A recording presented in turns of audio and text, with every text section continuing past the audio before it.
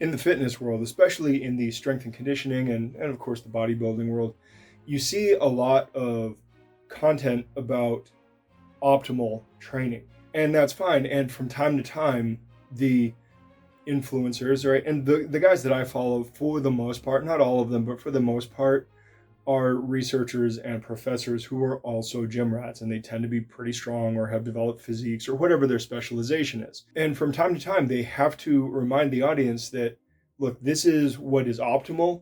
But if you're just a normal person who's just trying to be a little stronger, a little healthier, better body composition, for the most part, just about anything that isn't stupid will will give you some pretty good results. Essentially, what they're saying is most people don't need to train optimally, and because that doesn't align with most people's goals, and it definitely does not align with most people's lifestyles. And so there's often content revolving around the idea that, look, if you're just a normal person who's looking to just get some gains and some progress, then you don't need to be a very strict, high level competitive athlete to make that happen. There's a lot of stuff down in the middle of the road that actually works really, really well, even if it's not optimal. And it's important that they tell us what's optimal. It is important for them to detail out all of the things which show us the margins, the boundaries of what works and what doesn't, right? Because we want to know those things, because that helps us get a better picture for where the normie should sit, and how little they can get away with, and maintain a more, let's just say, socially amenable lifestyle that doesn't make them an outcast and an outlier. And again, if you're the kind of person that really wants to take that deep dive and go in and go for broke and become a champion, you got to do champion stuff. But if you're not, you don't need to, and that may become prohibitive, right? The perfect is the enemy of the good, right? So here's something to balance that out for those of us who are martial artists, and this is really important. So when you look at, say, Dr. Pack, who is kind of new on the social media scene, he did his, he's done research into the minimum effective dose for strength training, which is really fantastic research, especially for martial artists and other athletes, because we want the best bang for our buck while still having all of the energy and recovery that we can for actually practicing our skill set. And that's super, super important stuff. And so when we look at martial arts, here's one of the facts about the martial arts populace, not your close group of friends or whatever. Your personal local experience may differ, but in general, in the United States, because that's where these statistics that I'm pulling from come from, because that's what's relevant to me in my market, just about 75% of people, it's like 73 or 74% of people, so just about 3/4 of the population that is engaged in martial arts are doing it as an alternative form of exercise, which basically makes it a safe assumption that they are recreational. They are there for recreational purposes. That also means, right, if they're the bulk of the clients, they are the ones that are keeping our lights on. They are the ones that are keeping us in business, no matter how casual and part-time your school, your club is, or whatever. The normies, the casuals, you may want to make fun of them all that you want, but the fact is they are the ones that are paying for the ability for your teachers to teach. And while we don't want to water things down just to cater to them, because that would be a disservice to everybody, we have to understand that most people are training suboptimally, and most people don't need that high level optimal training. Most people just need consistent progress over time. That's what they need. Now, look, that's not an excuse to McDojo stuff, and that's absolutely no excuse for fraud. Those are bigger issues, and those are real things. And look, I don't even think McDojos are necessarily all that bad, because look, the Mick thing, right? It's referring to McDonald's, fast food. It's not non-food, unless you're one of those people that thinks that fast food is poison, which, look, there's no data backing that up.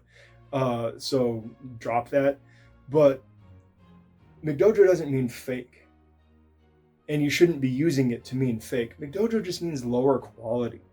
And look, I don't want lower quality stuff out there. But at the same time, that is oftentimes the accessible stuff that people can get their hands on. And that's oftentimes the stuff that's in the price range that people can afford.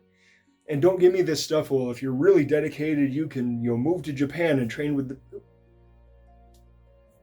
Out of that 75% of people, well, 73, right? Out of that 3/4 of people that are keeping the lights on, how many of them are willing to pick up and move to the location to find the best teacher, the best style for them? Unlikely, right? Extremely unlikely, right? So you have to make do with what you've got. That does put the onus on those of us who run martial arts schools to make things better, to make things as good as they possibly can be, while also catering to those people who kind of need the minimum effective dose.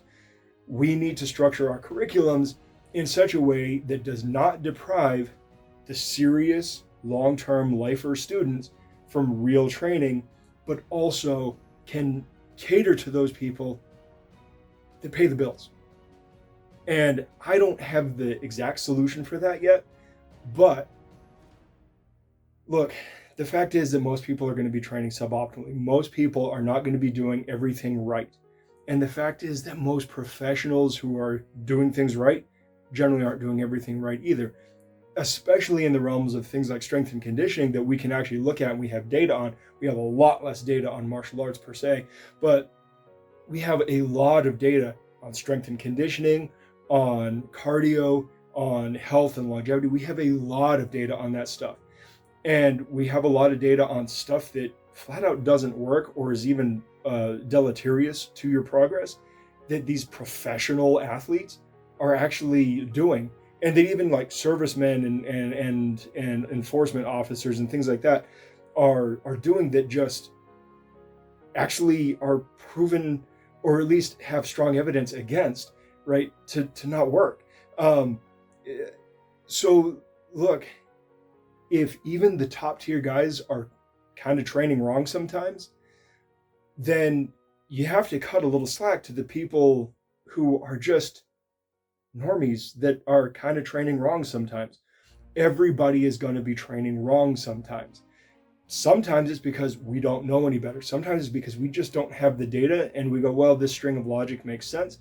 Look, logic is only as good as the data that you're basing it off of. And if the fundamental data that you're basing those trains of logic off are wrong, well, then you're going to be wrong.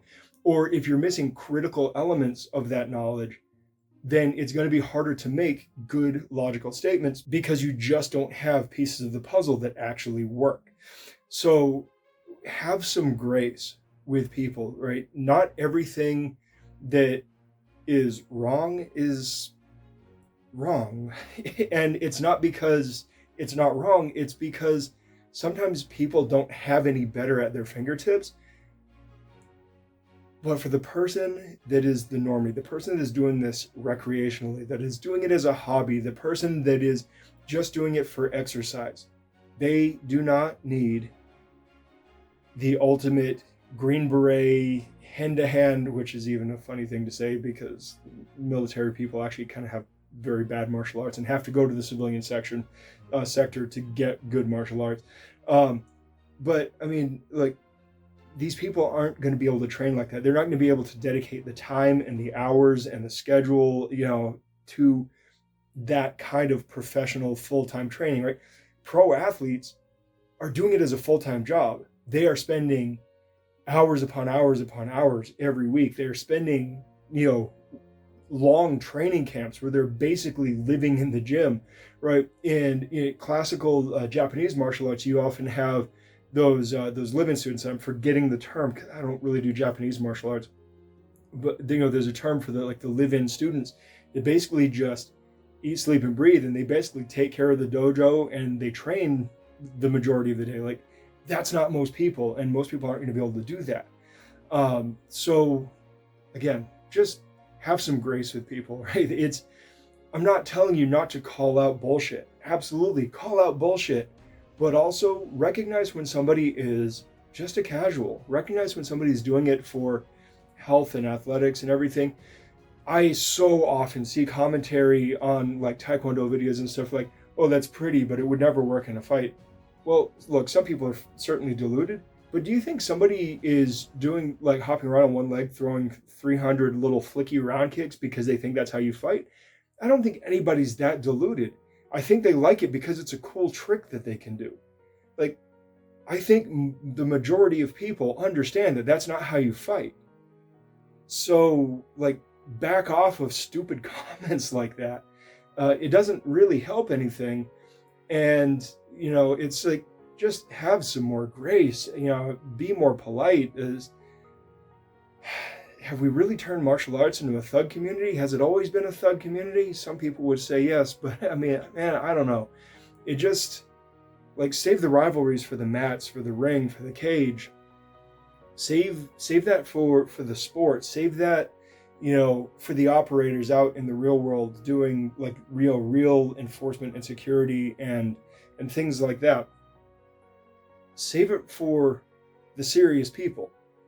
For the people who are casuals, all you're going to do is discourage them, and you're going to end up making martial arts even more diminished. And the last thing we need is for it to turn into some, like elitist secret club that only a few people do, because then that means that you're just not going to get access to stuff because it's only in the hands of a few things. I mean, that's essentially what oligarchy is. It's just not in the hands of the rich, it's in the hands of the elites. And look, I know some people want that, but I don't. I run a martial arts school. I want all the normies to come in and have some fun and get good and, not learn crap, but not also worry about having to train like a professional UFC fighter. So I don't know. Again, I'm going to repeat myself and I'm going to end. Have some grace. Be a little more kind. I will talk to you guys later. Good journey.